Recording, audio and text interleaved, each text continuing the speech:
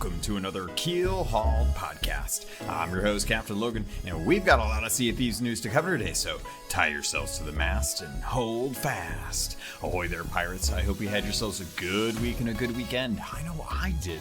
This week, I want to talk about XO19, some community spotlights, as well as some stories from you and myself, and some feedback. All that and more in this week's episode of Keelhauled Podcast. First up on today's docket, I did want to dive into the weekly dev update video that we got every single week. This week it is Drew Stevens, senior producer over at Rare, who brings us the news about the double gold and double experience arena weekend that we just finished up on the 11th here. Now, if you guys had fun during the Ghouls and Glory weekend, glad to hear it. If you dove into the arena this weekend and had some fun, I'm hoping that you'll share some stories from that, as it would always be welcome. But this week they mostly talk about how Joe is not actually present, but also how they're going to be going into XO18. And if you're wondering where Joe Neat is, he is actually down in vacation, I believe South Africa area. And just before the joke that he was actually talking about, or Drew was talking about in the dev update video, Joe actually cut off the tip of his finger whilst cooking the other night and had to go to the emergency room to get that taken care of. Now he's got a giant bandage as he's taking photos with giraffes and emos and ostriches, or different birds in South Africa. So best of luck, Joe. Hope you have a good vacation, as well as anyone else that happens to be taking some time off right now before the holidays. And as we get closer and closer to the holidays, it should be interesting to see just what Rare is bringing us, because outside of double experience and double gold weekends, we're going to be getting some new content soon, and it'll be interesting to see what comes down the line and if anything is going to be shown off at XO19. So our next update is going to be in the I'd say 9 days from now. It's going to be on the 20th. So next week we should have more information about what that update is, and I'm hoping that this week Drew will come back and give us an overview of what the actual update is going to look like. As it stands right now, there's a couple places where they could be showing some stuff off. I know that with the Microsoft Store hosting the XO19 event, Rare should hopefully be present there with their duo sloop competition that they've already gathered. Some of they should already have entrance for that, and should be interesting to see how the duo sloop competition goes down. On top of that, we are getting the Inside Xbox event going on as well too. So I'm hoping that we'll get some more information about what's to come with the next update on the 20th, instead of it just kind of plopping in our laps and finding out the day of. Everything that everyone that I've talked to is suggesting that it's going to be Tall Tale stuff. I haven't looked at any of it, so I'm interested to find out how many Tall Tales it's going to be and just kind of what it's going to be about, because based on the Q&As that have happened, as well as the story that's in game, I'm hoping that we'll be diving a little bit more into the world of the damned, because I've been thinking a lot about it and trying to work out what the through line is right now, because right now there are mysterious entities that are not the masked stranger in Stitcher Gym, but the people that are in the workings for these dark relics and these mysterious summonings, because they've been able to bring back the shade or the ghost of Greymar, who we killed even in Undeath. So I'm kind of wondering, where is Briggsy? Where are some of the other characters? Who is Captain Douglas, and how is he going to factor in? How is the wreck of the Black Witch with Arthur Pendragon having a whole lot of dark relics going on? And Stitcher Jim talks about how the Fort of the Damned, or Old Boot Fort as it was once known, is like a twisted version of the Ferryman's Portal. So obviously someone out there has immense knowledge of how to dabble with this dark magic to be able to summon an entire undead version or damned version of a fort in this area, just to be able to bring back the shade or ghost of Grey Morrow. So it'll be interesting to find out how the next Tall Tales are going to play into that, if they're going to play into that, and what kind of role Duke the Dark Lord, Stitcher Jim, as well as the Masked Stranger are going to play in this. Because from the way to kind of step out into the fourth person right now, it feels like Rare is using them as guides for future content. Like, basically, Duke can't leave the tavern for whatever reason, so Stitcher Jim and the Masked Stranger are kind of the canary in a coal mine for new content. Like, we're being sent out to go speak with them, and they are the conduit that we get our new content lore from. You know, no longer is it like finding journals. We're now finding like drawings and talking with them. And based on the stuff that the Masked Stranger is drawing, it looks like she's very interested in kind of the Ashen Dragon figurehead, as well as the Chalice of Resurrection. It's interesting. It's hard to gauge whether or not what she's doing is a positive or negative thing. Like, is she drawing those things because she has interest in them, or because she thinks that those are the sources of power that are being used in these rituals by skeletons? And what is their goal? Is she just using that as a way to communicate instead of her voice? It's really interesting to try and suss out any kind of teases right now. Like, why would somebody want to bring back Grey Morrow, except that Grey Morrow has a really big vendetta against the crew of the Morning Star, who was one of the original crews in the Sea of Thieves with Ramses. And, you know, are they trying to get to Ramses, basically? Like, is there some way that they're able to bring back someone who's powerful enough to be able to get back Ramses? And I'm curious to see how this is going to play out in a lore perspective compared to how the actual game mechanics work right now. Because right now the Fort of the Damned is a permanent fixture in Sea of Thieves, so that we'll always be able to activate it whenever we want, so we can get those 50 openings or completions. That's what I'm trying to say. 50 completions to be able to get those commendations knocked out for the Ferry of the Damned, or not the Ferry of the Damned, Fort of the Damned. God, I keep saying that.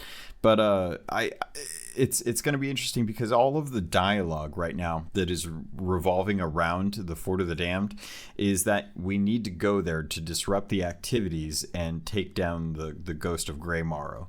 And that's just never going to happen, because this is going to be a permanent fixture. So lore-wise, I wonder if they're going to work around that, or if they're going to accept that that's always a permanent thing and pull us away from that and take us to somewhere else in the world, where it's less likely that we're going to run into the situation where it's going to matter if we're accessing the Fort of the Damned or not.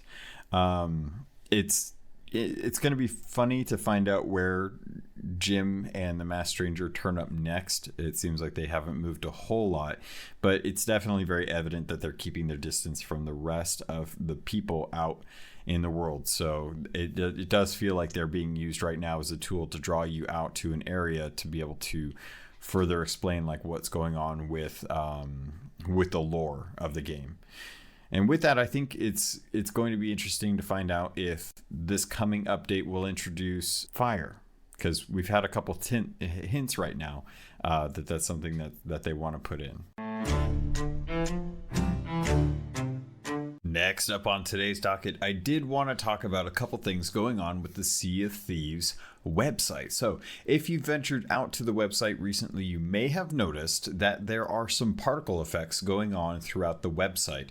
It kind of looks similar to embers and some smoke. Originally, I think when we got the impending Shrouded Spoils update, that they actually had the website affected for this as well. This is kind of like looking through smoke and embers coming off of a campfire and stuff. So this is kind of where I'm getting the idea that fire fire is going to be coming to the game. It's still up in the air on if this is something that's going to be like damaging the ship or destroying the actual sails, or how that's, if it's just going to be something that we can use to damage other people. Personally, I really like that idea that came from, I believe it was Max or Mark. Last episode, I talked about the Fire and Fangs or Fire and Flames update that he had worked on creating content for.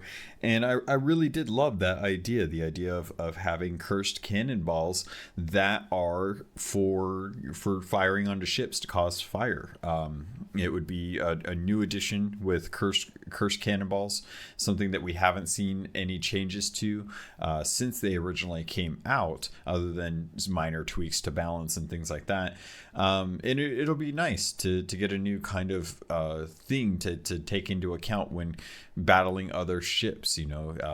It's no longer just a matter of whether or not they have kegs or cursed cannonballs, but having fire into the mix by whatever means is something that I think would be really fun to kind of play around with and see just how that changes interactions when actually doing fights with other players.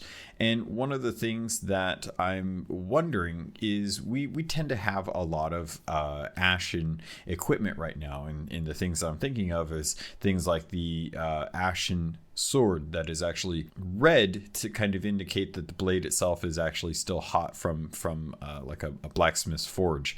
And having stuff like that, or like a flaming sword, would be really cool if they brought it into the game, because every time you swiped an enemy, it would take they would take damage, like regular damage, but they would also take fire damage, and the fire damage would be similar to a I'm trying to think like a venom ball, or like getting hit with a snake, and it would probably cause flames on their actual screen, but they would take like a damage over time with that.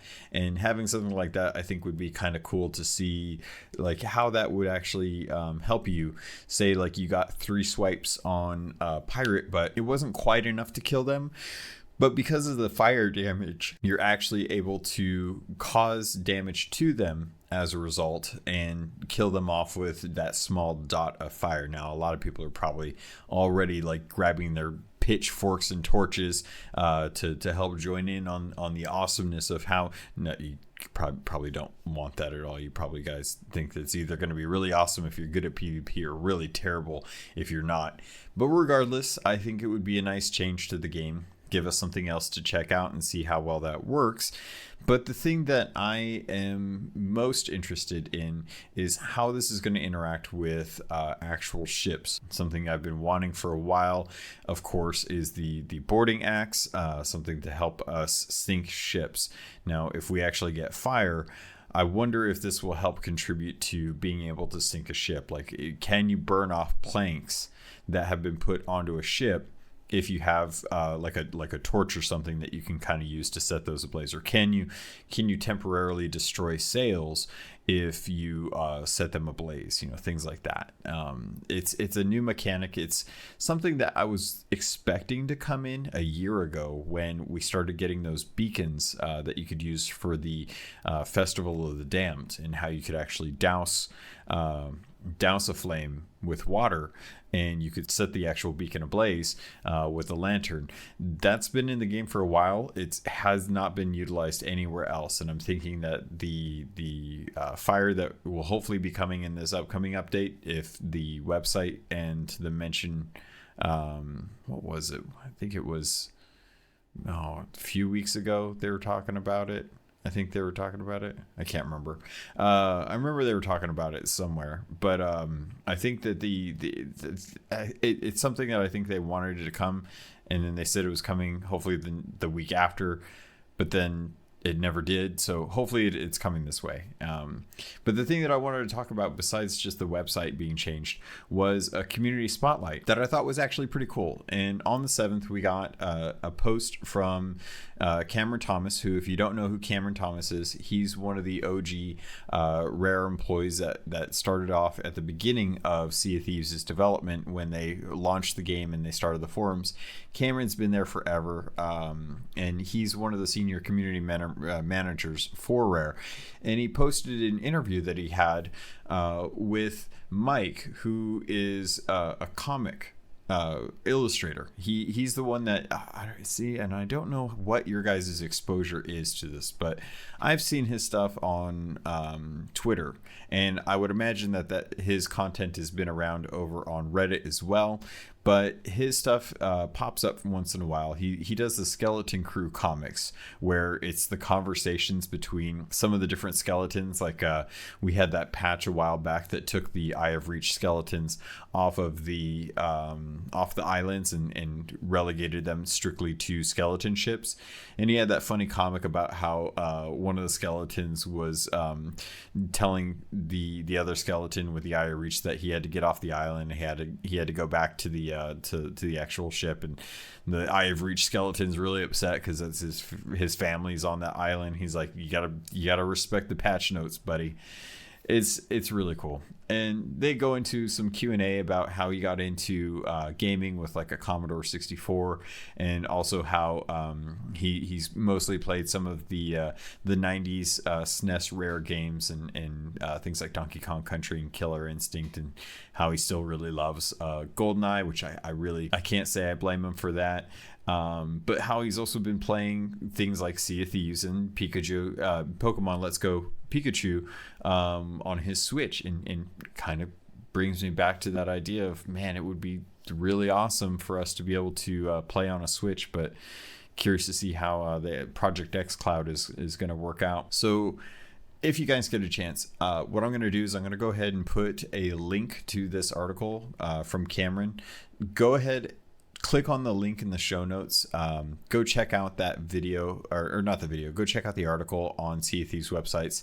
Take a quick peek at the little flame and ember effects that they have over on the website. And also, if you're an insider, just go double check and see where you're at with your rewards, because chances are you're probably not doing rewards as much as you probably should be. And who knows, you may be close to that next cosmetic. I think the next one for me is the flag. So I think I've got a few. I know I've seen a couple people. Oh, what was it? It was in the Discord. Someone posted a photo in game, not in the insiders, but in the actual game, that they had actually gotten the pocket watch. Yeah, I think it was the pocket watch that they had gotten. Really cool. I love that Rare is still doing this. Again, I'm still kind of holding off on how much time I want to spend in the actual insiders, just because I've been enjoying the fact that I haven't been spoiled on all of the stuff that's coming with the game, and because of that, I'm looking forward to finding out, like, you know, what these tall tales are, how many are there, who's in them, all that good jazz. I'm really looking forward to that. So moving on. Next up on today's docket, let's talk about XO19 that is taking place in London, England at the Copperbox Arena. That's going to be between November 14th and November 16th, so Thursday through Saturday. If you're interested in finding out more about some of the announcements that are going to be on, feel free to go over to Mixer and look up the Inside Xbox account. You'll be able to watch that broadcast on Thursday, November 14th from 8 p.m. till I think 9 p.m. I think it's going to be an hour or two. 8 p.m. if it's GMT, 12 p.m. noon if you're on Pacific Standard Time, and that should be, of course, 4 p.m. Eastern Standard Time if I remember my time zones correctly, which I don't always. So it could be off a little bit, but for sure 8 p.m. in England, 12 p.m. Pacific time. So what can we really expect from this? It's probably going to talk a little bit more about some of the games that are coming up in the next quarter.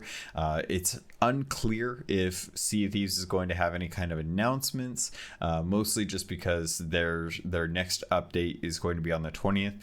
So it's already pretty close, but we might get some teases for some future stuff if there's anything to warrant. They'll probably have more information regarding Battletoads, because that's the next game that is being co-developed by Rare, that should be coming out next year if I recall. And it's going to be, going to be nice to see that that they're going to be having the duo sloop arena event over there as well. So I look forward to hearing back from folks about how XO19 went, if you had a good time, and then some interesting takeaways that you had from it. See if there was anything interesting that you wanted to share with everyone as that kind of gets closer and closer to it. There's not much more going on, as we are still kind of pushing into that realm of the next update, as you can tell. There's not a lot going on. Unfortunately, there's not much to talk about, but I did get one email that I want to cover. Next up on today's docket, I wanted to bring to your attention an email that I got this last week. And the reason for it comes to us from Surveyor Pete, who's also a content creator, but of a different sort, as he puts it. So let's get into the email. He writes in and says, "Ahoy, Captain. Well, I had a good weekend. I'm glad to hear that. I've become a regular listener of Keelhauled and heard your latest one that touched on the subject of pace and summit on the dev stream. Good to know. I watched it too and was underwhelmed by it. Rare has had far more entertaining guests. And you spoke about Summit's idea for more ladders on the galleon to make it easier to board in face of a crew of 4, all armed with blunderbusses. When I heard him say that, I thought, no.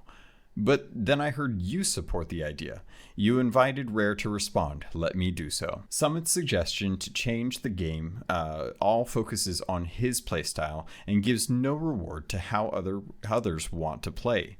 He wants more ladders to make it easier for him to board ships. He wants a tuck emote so he can hide better when he gets on board, and so on. In the forums, there are often pleas for retractable ladders to make it harder for boarders. They're always told to watch their ladders. Summit's idea is intended to making watching the ladders harder. However, some people play a defensive game and do not try to board others' ships. Their needs should be considered as well as those of Summits on the seas. As with everything, whether you have more ladders or whether you can retract them, Rare needs to find the right balance.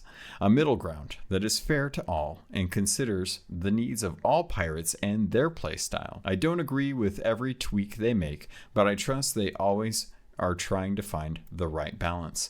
Ladders are fine as they are.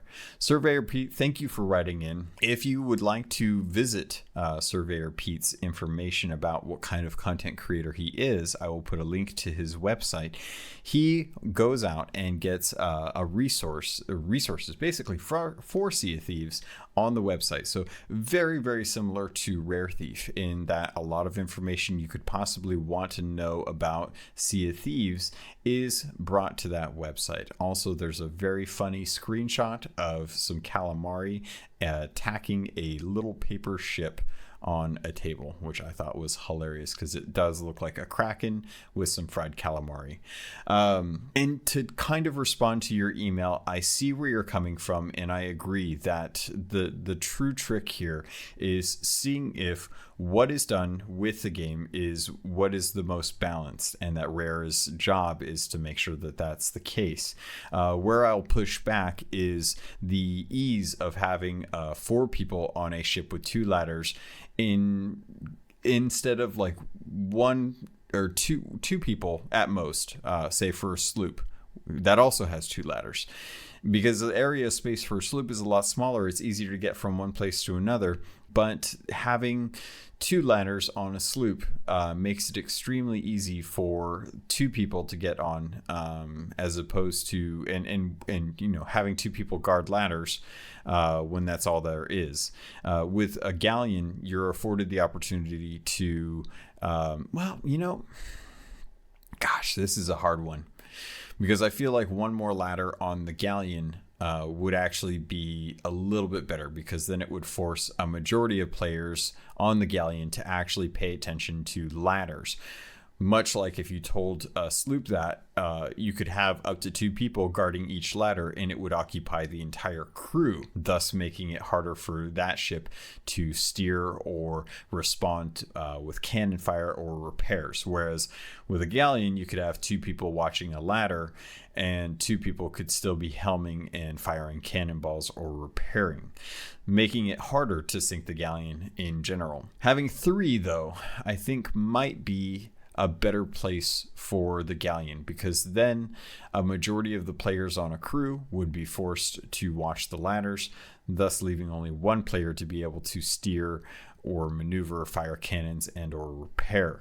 Where that 3rd ladder went would be very hard for me to say, because I feel like there's just about any place you could put on the ship where it would be necessary for a 3rd person to watch that ladder. With the brig, I think 2's fine. With the sloop, it's tough to say. Maybe 1 ladder or retractable ladders would benefit the sloop, as it's a lot harder to guard 2 ladders, but at the same time it's a lot harder to get onto a sloop because of how small and nimble they are when turning. Galleon you can tend to get onto fairly easily just due to the sheer size of the ship itself and the available area to be able to kind of hide underneath of it or hide inside of it once you get on. In regards to the tuck emote, I don't agree with that idea. I don't think that necessarily needing, and regardless of what I've said in the past, the more I think about it, the more I'm thinking that that's just a play style that's been developed as this game's grown, and the sleep emote is a fine enough emote. It's natural and has a place in the world without necessarily it needing its own kind of tuck emote for people. I think if you want to hide, you can hide. If you don't hide, then you don't necessarily need to, but I don't think that they should develop any time or put any time to developing something specifically just for that.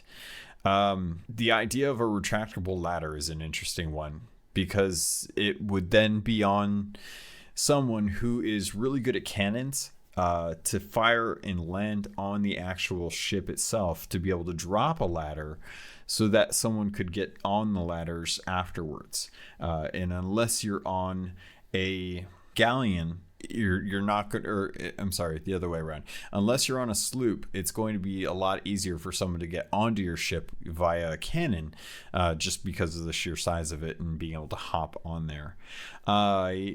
It makes me wonder now, thinking about it out loud, if a boarding axe might be a better way to go about this, giving players an opportunity to board a ship using an axe to kind of hack their way up to the top deck would be a more interesting way to increase a gameplay style, because it would afford someone the opportunity to hang out on the outside of a ship if they could, and to climb the ship without necessarily using a ladder. I think the drawbacks to a hatchet need to be fairly obvious.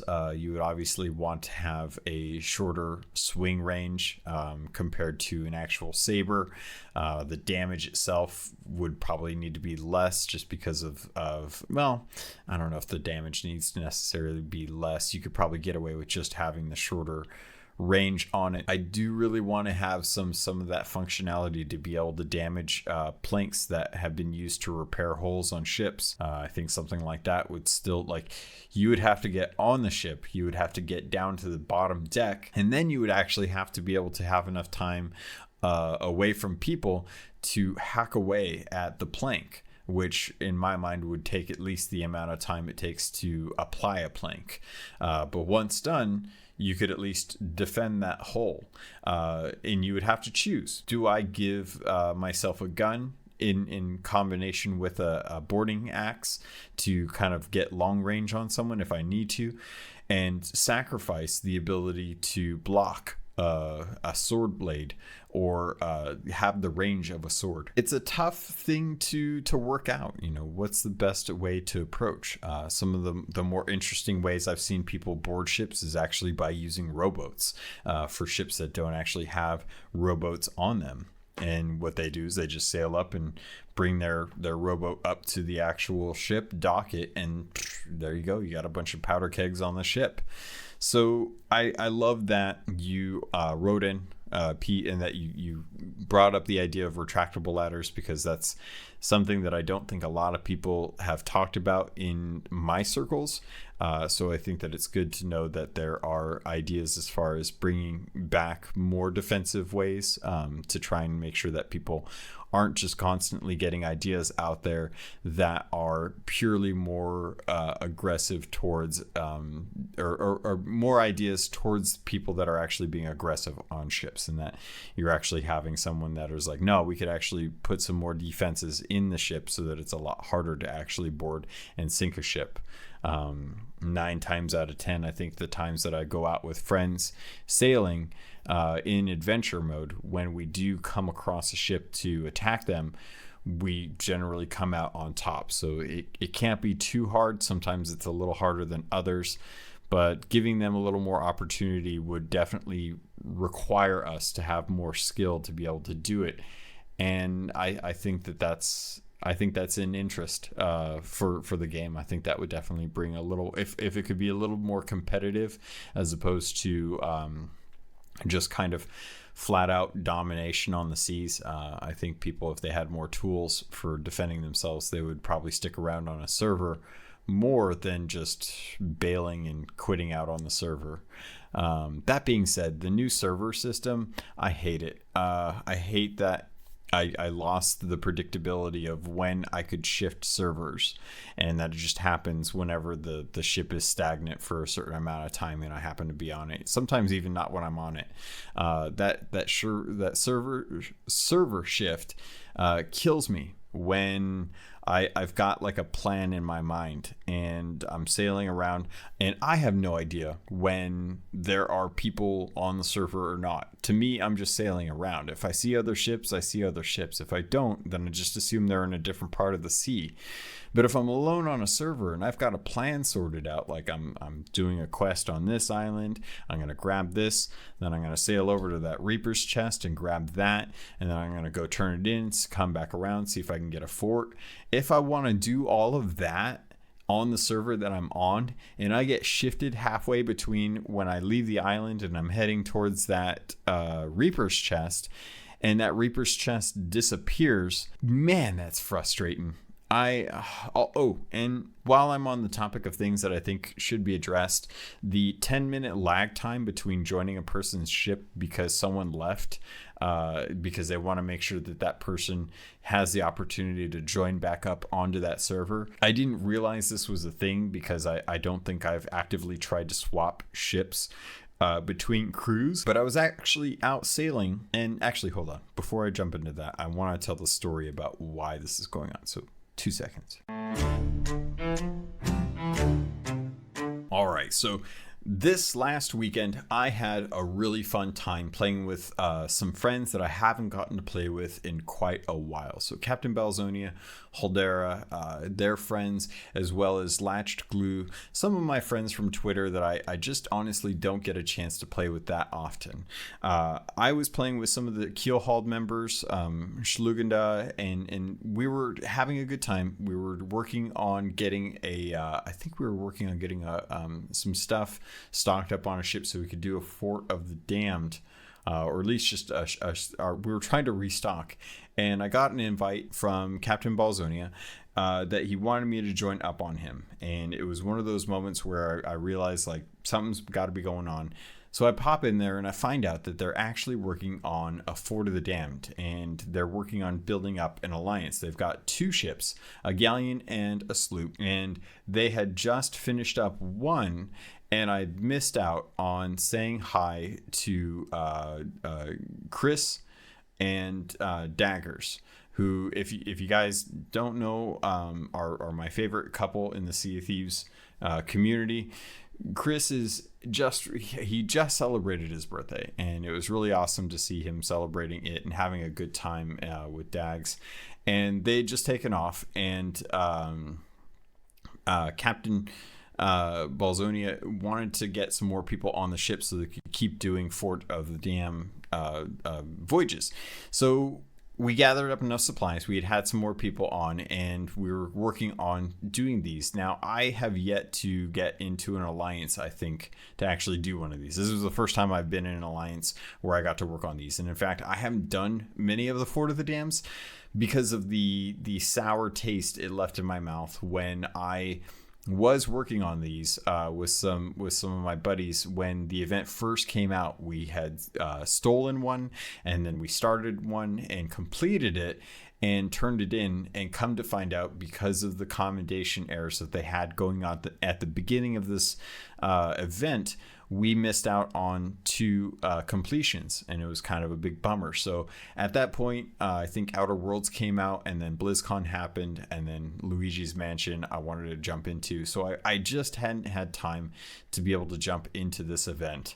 And I knew that because the Fort of the Damned was a permanent installment to the game, that if I didn't make it during the time window, as long as I picked up the cosmetics that I wanted to pick up that are time limited, as well as the microtransaction stuff, and did the time limited voyages as far as like the picking up the ritual skulls in the 3 different seas, and then the legendary voyage one, I knew as long as I gotten those in, I would be set, because I could complete the Fort of the Damned at some point later on down the line as I slowly work towards those 50.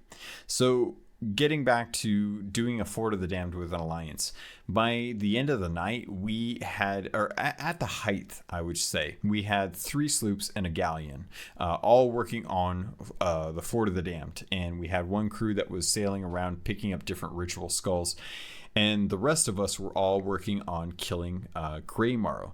Now, when this first came out, a lot of the message that I was seeing from Sea of Thieves or from Rare was they wanted to remind everyone that alliances were an option, and that you didn't necessarily have to fight over the fort. And while I have fought over the fort a few times, I will say that the amount of gold you can earn from working with an alliance is pretty staggering, all things considered, with how this event works. I was doing a little digging into some articles that were written on Sea of Thieves, and realized a few things were already presented to us that I didn't notice until I got into an alliance, and I'd done it more than once. But the fact that the little hands pop up underneath the statue's color that is active, and that the colors for the skeletons are always taken into consideration when you're colorblind, so you'll never see like a purple and a blue combination together. It'll always be very differing colors, so that if you have like a specific type of color blindness, at least you're not seeing just the same color, because it's too hard to differentiate between there. And as we were working on the forts, we split up the loot. Every ship got their own as we finished it. And then by the end of the night, we had completed it twice for each crew. And I really loved the camaraderie that we had. You know, we had a couple people that were specifically on lights. We had a couple people that were specifically on killing pirates, while others were out getting supplies. And it was a lot of fun. It was fun to have a big group of people that were organized. It took me back to the days when I used to raid, and everyone had a role. Everyone performed their role, and by the end of the night, we all got loot. And that's something that is still fairly rare in my experience. Now, I totally understand that there are large groups that do this on a regular, and that it's not that big a deal to them. But for someone who typically solos late at night when everyone else is sleeping, to kind of go around and grab some stuff, I'm constantly looking over my shoulder, unless I'm with my crew of murderous pirates, at which point we're constantly on the horizon looking for ships to murder so we can take our treasure back from them that they dug up or got from skeletons. And to be able to be into a large group where everyone's working together, everyone is chill, to be perfectly honest. Everyone's super chill. We're all just there to have some fun and kill some skeletons and then cannon blast Greymarrow down. It was fun. It was a lot of fun. I earned a lot of gold. I think it was the first time I earned over 1 million gold in the game. Now, I have all the cosmetics purchased aside from the dresses and new shirts. Everything else is purchased. So I went ahead and took the fact that I had $1 million, and I went and I bought all of the Bilge Rat, not Bilge Rat, the Bilge Rat, Duke the Dark Lord stuff. I went and I dumped 500,000 to all of that Red Admiral stuff that I really didn't need it. I did not need that cosmetics, but I figured it's time limited. I don't know when it's coming back. I may want to play around with the color schemes later down the line, and I'm going to kick myself if I don't have those red items. So I'm back down from the million that I had, so I need to get back into some groups and jump in, start getting a whole bunch of gold again, because while the gold doesn't necessarily matter, it was the experience. It was nice to have over $1 million for once. That was kind of a cool moment for me. So Chris Marlowe, if you're listening to this, happy birthday, buddy. I'm so glad that you had such a good time playing with everyone, and that your day was awesome just in general. To Daggers, if you're listening to this, how come you don't talk to me, brah? Where you at all the time? Captain Balzonia, thank you so much for everyone. Holdera and Latch Glue, thank you so much for spending time with me. I'm trying to think if there's anything else out there. I completed all my stuff, so that was great. And make sure you guys double check. Take a quick look. If you haven't gone over to the equipment vendor after completing the fort a couple times where you've killed all of the skeletons, there was a commendation that I got that I didn't pay attention to until the other day when I was going to the equipment vendor to see if there was anything new that I was missing out on for the titles. When I realized two things: one, I couldn't purchase any titles. I couldn't even see the ones that I should be able to have purchased in the past. But I noticed that there was the Lantern of the Damned, which I was looking at, and it just looks like a bunch of iron metal that's all broken up and glowy and whatnot, but the flame in it's beautiful. And I was looking at that and I was like, where did this come from? And then I realized it clicked. It was part of the Fort of the Damned cosmetics, and I was like, oh man, I love this. It's my new favorite lantern.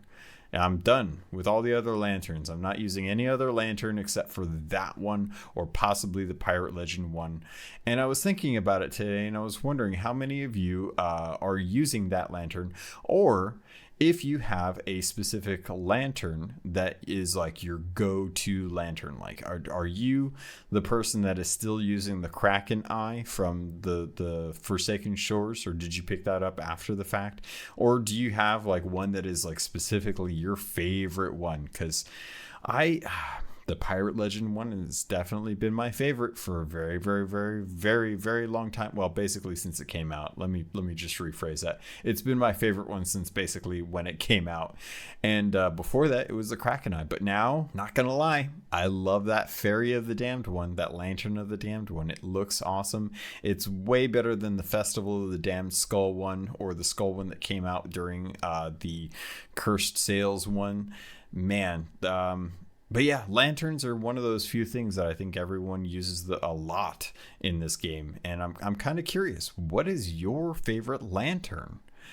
And with that, pirates, I think that's going to do it for this episode. Pirates, thank you so much for listening to this episode. I hope you enjoyed it. I hope you had a good time. I hope you're looking forward to what we're getting on November 20th. I look forward to all the news that comes out with XO19 on the 14th through the 16th. And I want to know your stories as well. I would love to hear your stories from the arena if you played in it, or if you have a specific lantern that you love to use and you have a story behind it and you want to share that story. Let me know. There are tons of ways to get a hold of me. As always, you can send me an email like Surveyor Pete did over at logun@gmail.com. That is the email address for the show. If you want to get a hold of me on Twitter, there's a couple ways to do it. You can always reach me on at CAPT_LOGUN or at Keelhauled Pod. That's the show's specific Twitter handle, one that I'm less active on, but still pay attention to. If you want to join the Discord community, lots of people are joining up on the Discord community. It is a family-friendly Discord with plenty of pirates to jump in and talk about all the different games. In fact, I think the one that everyone is most excited for is Pokemon that's coming out, Sword and Shield, in 7 days. I think it's 7 days. I can't remember. I'm still stuck on Luigi's Mansion trying to play through that. Got some good tips though. I'll say that. And other than that, if you want to get a hold of me on Xbox, say hi and let me know that you actually listen to the podcast, because otherwise I'm thinking you're a bot, and I'm not sure, like, if I respond, if you're gonna try and like sell me some weird jar of mayonnaise, potentially, which honestly I might actually take you up on that. So if you're trying to sell mayonnaise or you're from the podcast, hit me up over on Xbox. My gamer tag is CAPTAINLOGUN. And pirates, that's gonna do it for this episode. I hope you had a good time. I hope you enjoyed it. If you have any questions, comments, concerns, please feel free to let me know. Also, feel free to give us a follow, a subscribe, what is the Apple one? Apple Podcasts ratings. 5-star rating is always appreciated. Reviews are always read on the show. And pirates, that's going to do it.